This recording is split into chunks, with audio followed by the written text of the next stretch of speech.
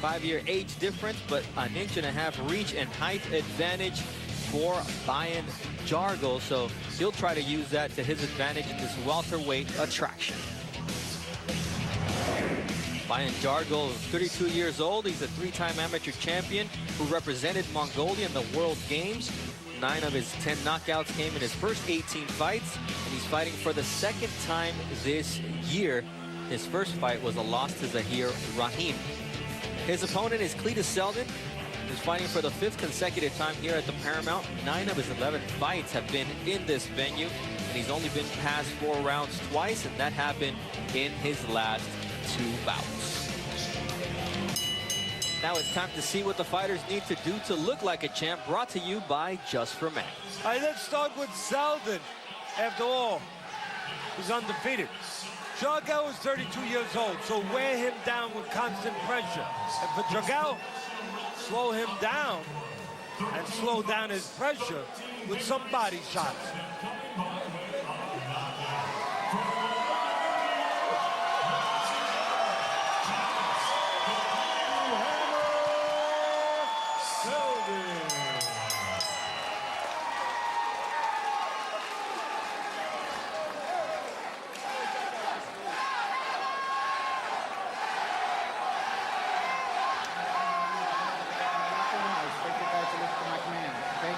This is good, and this is good, okay? Now touch them up, and good luck. Bernardo, I think this is going to be fun. You don't have to look for either guys. They're right there. Especially Seldin, the hometown kid, the local kid. He's going to be coming forward. It's worked for him in 13 fights. He's just hoping 13 is not the unlucky number. Seldin usually runs out with the belt, and on cue, here comes the hammer. Like to make quick work of Bayan Jargal, but that'll be no easy task. You said it, they're right in the middle of the ring, starting to go at one another. I think even with Jargal at the twilight of his career, and I think that's fair to say, this is still a step up for Seldin, who's been matched very lightly. Jargal has lost his last 2. He has lost 5 of his last 7. A lot of inactivity for Jargal. That's going to hurt him early. He's going to lose rounds early, trying to get rid of that rush, hoping the rush doesn't get knocked off him by Seldin. Jargal,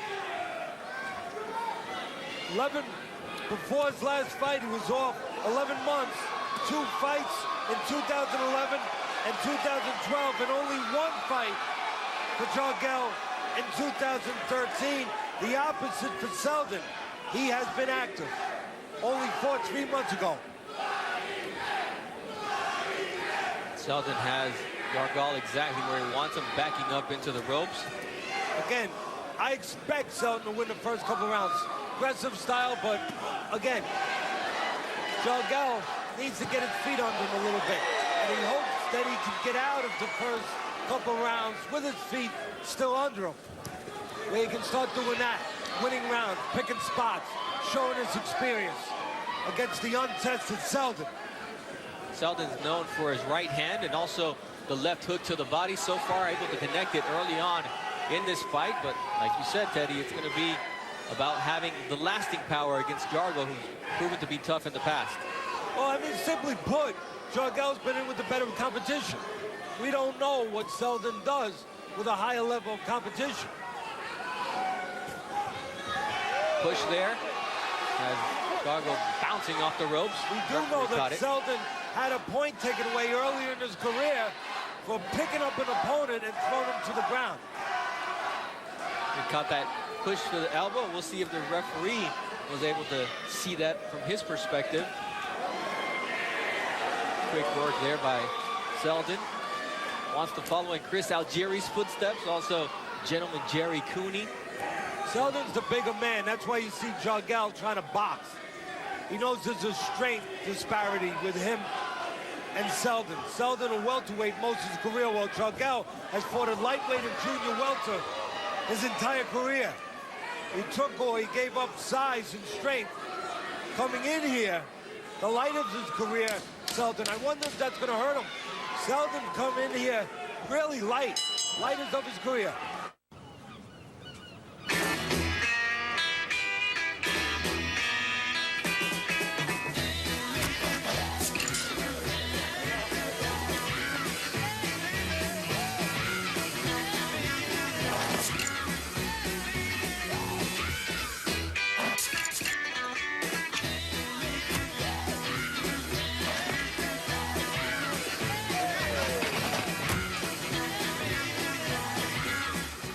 guys coming to my barbecue?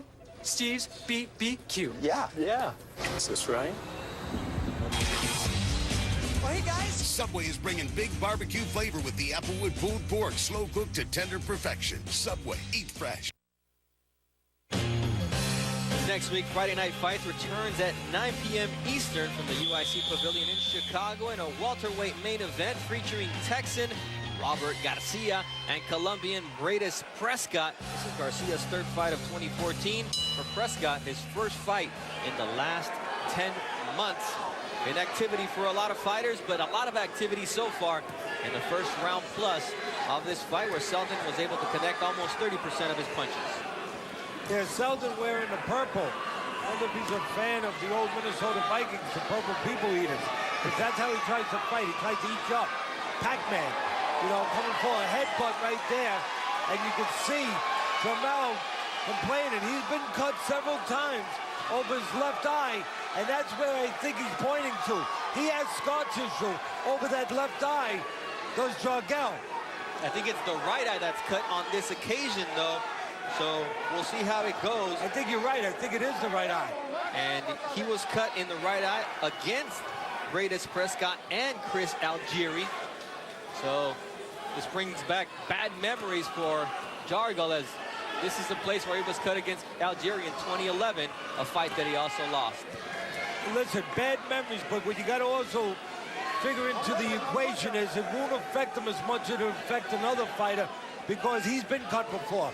He knows how to behave. He knows what to expect. It's no surprise to him at all. Doesn't seem to be bleeding much. And that can change with one punch. We've been told it was from a headbutt. No shot from a headbutt. I mean, Seldin comes right in there like a billy goat. And Jargal, as I said at the beginning of the night, not hard to find, right there in front of you. Jargal took an uppercut and then some body work from Seldin, who tries to find the right, rolls off the shoulder of Jargal. Seldin has been involved with head clashes before in his career. Good action here in the co-main event. Our main event tonight features Kareem Mayfield against Emmanuel Taylor, a fight they both need to win. A lot at stake for both of those fighters from San Francisco and Maryland, respectively. You know, I'm going to say it again, even though it's been Seldin winning the first round, winning this round. Not shocked. Jargal, a lot of inactivity. He's got to get rid of that. Couple rounds to take him, but I think this is going to be a tougher fight than people think for Seldin. Even though Jargal has lost his last 2 and 5 of his last 7. Again, Jargal has stepped up in competition for Seldin. And right there, the mouthpiece comes loose. And Seldin was also getting a warning from the referee, Pete Santiago, for low blows. Well, it's better than picking your opponent up and throwing him to the ground. Yeah. I mean, you know, I'll take a low blow over that. Seldin, as I said, has gotten a little rambunctious in his career and done such things. And he's got a background in jiu-jitsu. He's a brown belt in judo. He is indulged in the sport of MMA, so that could happen at any time. But this is a lot better. Punishing uppercuts, good power shots from Seldin here in round 2. Listen, Jargal's still in it. On the outside, that's where he's at his best. Picking spots, you know, snipering a little bit, taking advantage of the aggression, sometimes the reckless aggression of Seldin. Round 2 comes to an end from Huntington, New York. Dominating the Open on day 2, Rory headlines a packed leaderboard. But in his first major back, can Tiger make a big move over the weekend? The Open Championship tomorrow at 5 a.m. Eastern on ESPN. This is Mike. His long race day starts with back pain and a choice. Take 4 Advil in a day, which is to Aleve for all-day relief. They say it's what's on the inside that matters. Guess the McMuffin doesn't think hash browns matter. It's okay, hash browns. We still love you. The new AM Crunch Wrap from Taco Bell. Eggs, bacon, cheese, plus a very meaningful hash brown inside. Wrapped and grilled to go.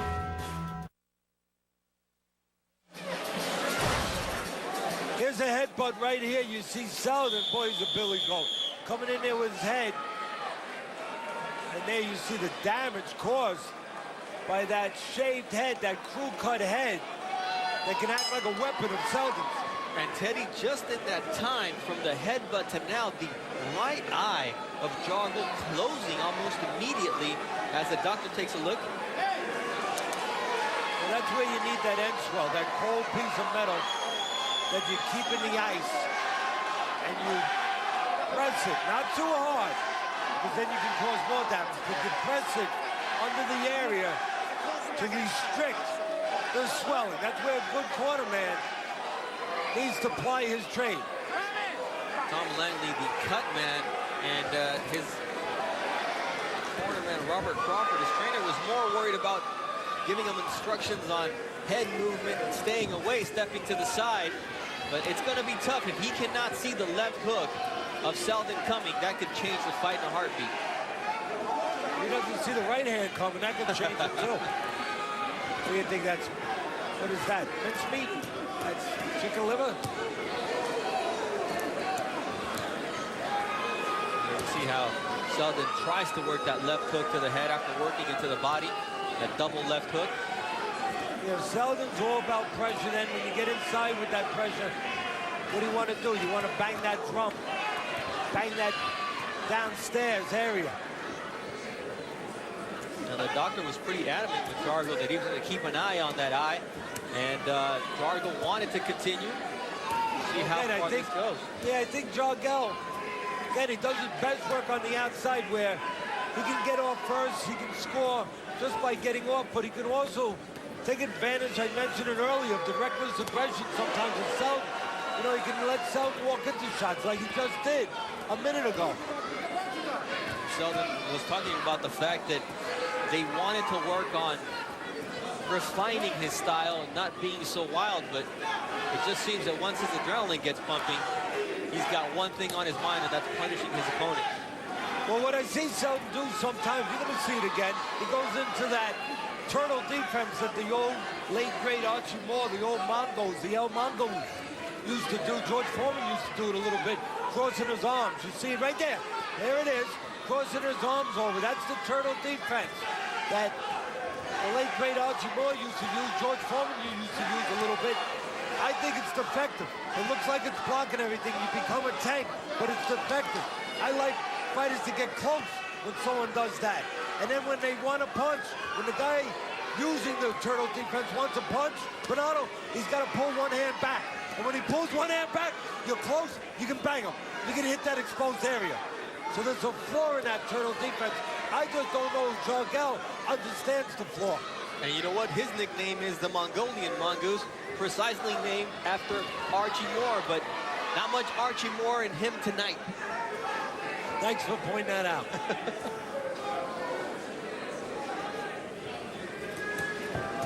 Nice left hook once again, based on head movement and quick punching by Seldin. Seldin brings pressure, but sometimes not always effective. And one of the reasons for that, doesn't always press behind his jab. He just walks in, and Jargal has chances to punch at him a little bit. He's got a good vision when there's no jab coming. Do you belong in this circle and go nose to nose with a Sprint Cup driver? Can you withstand the pressure?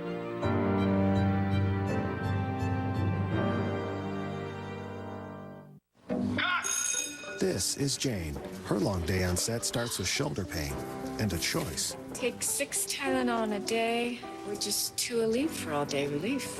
Roll sound. Action.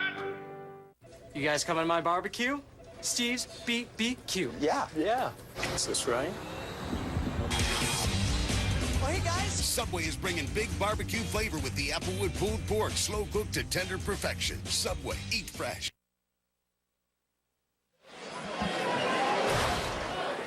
All right, Teddy, the fight, we see the defense here that you were talking about, the turtle defense, but the fight is over. The doctor has stopped the fight, Teddy. Yeah, you saw the turtle defense, and he doesn't have to use it anymore. I don't know.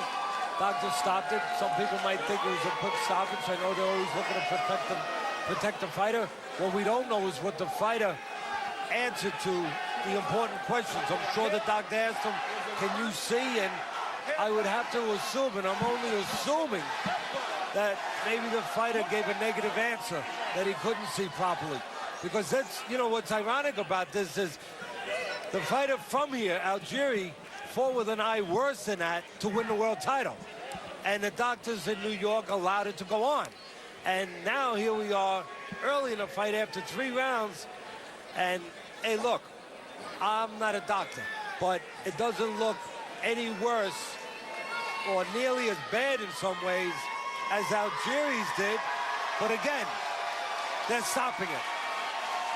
So there's a look right there. And Teddy, now we get a look at it, see if our cameraman can get back on it now that the ice was finally taken away. And Teddy, because it was stopped, it will be a no contest. The 4th round did not come to an end. We did not even get to the 4th round, so it will not count. And you know what I'd say also is, when I was in the ring interviewing Algieri, I asked him a question. Could you see when your eye was closed like that? And he said, yes. I saw everything I needed to see. So sometimes when you're looking at it, and maybe even a doctor's looking at it, or we're looking at it as fans, you say, hey, Teddy, come on. He can't see. But as Algieri said, and as he proved by his actions in beating Provodnikov to win the world title, he could see. I wonder if Jargal can see, but it doesn't matter now. What we see is a fight stopped by the doctor here in New York. Teddy, let's take a look at how this all started. Well, the headbutt, you see the billy goat coming in there with the head. You see the head go back of Jargal. And you see immediately he grabs that area. There's a good look. Our camera guy doing a great job in the truck, showing us a good look of it. There's a little slit there. You can usually negotiate a little bit of sight out of that slit like Algieri did. But again, we only assume that the doctor must have asked the questions to the fighter, can you see? And he must have gotten a bad answer. Either way, as you said, fight stopped before 4 rounds. And when you see the fact that you can see his eyelashes, that's a good indicator of the fact that there is still an opportunity for him to see, but the doctor makes the decision. David Diamante with the particulars. Ladies and gentlemen, referee Pete Santiago calls a halt to this contest on advice of the ringside doctor. The cause of the stoppage was an eye damage caused by an accidental headbutt. Therefore, only 3 rounds have been completed. Therefore, this fight has been declared a no contest. Fans won't be too happy with the fact that it's a no contest because they believe that their guy, Cletus Seldin, was on his way to victory. Unfortunately, it was an accidental head.